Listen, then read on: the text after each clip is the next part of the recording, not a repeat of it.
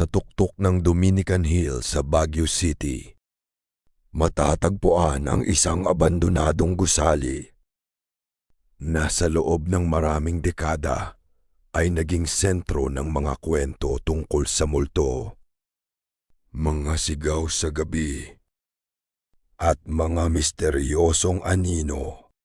Ito ang Diplomat Hotel. Ngunit bago pa ito naging kilala bilang isa sa mga pinaka-nakakatakot na lugar sa Pilipinas, mayroon muna itong mahabang kasaysayan. Isang kasaysayang puno ng pananampalataya, digmaan, at trahedya. Ngayon, susuriin natin ang tunay na kwento sa likod ng Diplomat Hotel. Noong unang bahagi ng ika-20 siglo, itinayo ang gusali bilang Dominican Hill Retreat House.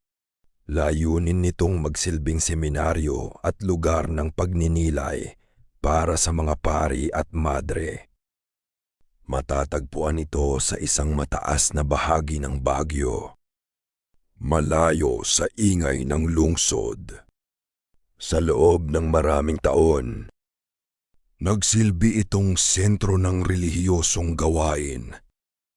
Noong ikalawang digmaang pandaigdig, nagbago ang kapalaran ng gusali. Nang sakupin ng mga puwersang Hapones ang Pilipinas, naapektuhan din ang Baguio. Ayon sa mga makasaysayang ulat, ginamit ang Dominican Hill area sa panahon ng digmaan. Habang papalapit ang pagtatapos ng digmaan, naging bahagi rin ang lugar ng mga labanan sa pagitan ng mga puwersang Hapones at Amerikano. Pagkatapos ng digmaan, muling bumangon ang Baguio. Noong dekada 1970, binili at inayos ang gusali. Dito isinilang ang Diplomat Hotel. Mabilis itong naging isa sa mga kilalang hotel sa lungsod.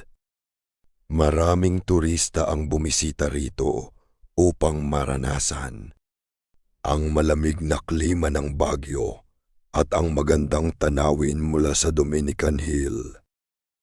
Ngunit hindi nagtagal, nagsara rin ang Diplomat Hotel. Sa paglipas ng panahon, napabayaan ang gusali. Unti-unti itong naging abandonado. At dito nagsimulang mabuo ang mga kwento. Pagkatapos maging abandonado ang gusali, nagsimulang kumalat ang iba't ibang kwento. May mga nagsasabing nakakarinig sila ng mga sigaw sa gabi.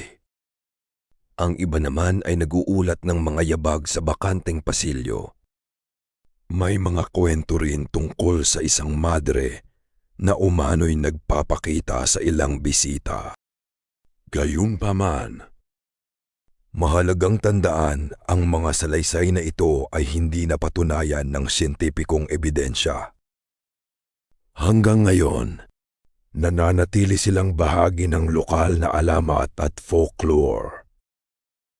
Bakit nga ba maraming naniniwala na may multo sa Diplomat Hotel? Ayon sa ilang eksperto, ang mga abandonadong lugar ay maaaring magdulot ng matinding pakiramdam ng takot at pagkabalisa. Ang katahimikan, kakaibang tunog, at madilim na kapaligiran ay maaaring makaapekto sa ating interpretasyon ng mga bagay na ating nakikita at naririnig. Dagdag pa rito, habang paulit-ulit na naikukwento ang isang alamat, lalo itong nagiging bahagi ng lokal na kultura. Sa kasalukuyan, nananatiling isa sa mga pinakakilalang landmark ng Baguio ang Diplomat Hotel. Dinadayo ito ng mga turista, history enthusiasts, at mga mahilig sa misteryo. Para sa ilan, isa itong haunted location. Para naman sa iba, Isa itong mahalagang bahagi ng kasaysayan ng lungsod.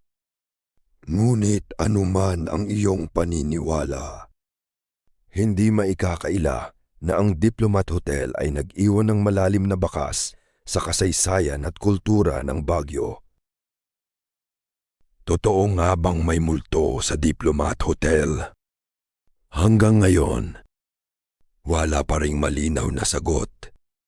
Ngunit isang bagay ang tiyak. Ang gusaling ito ay naging saksi sa mahalagang yugto ng kasaysayan. Mula sa pagiging seminaryo hanggang sa digmaan, pagiging hotel, at kalaunan ay pagiging bahagi ng alamat ng Baguio. Marahil, ang tunay na misteryo ng Diplomat Hotel ay hindi lamang kung may multo ba rito, kundi kung paano nabubuo ang mga kwentong patuloy nating ipinapasa sa susunod na henerasyon. Ito ang Lost Signals PH. Stay tuned for the next signal.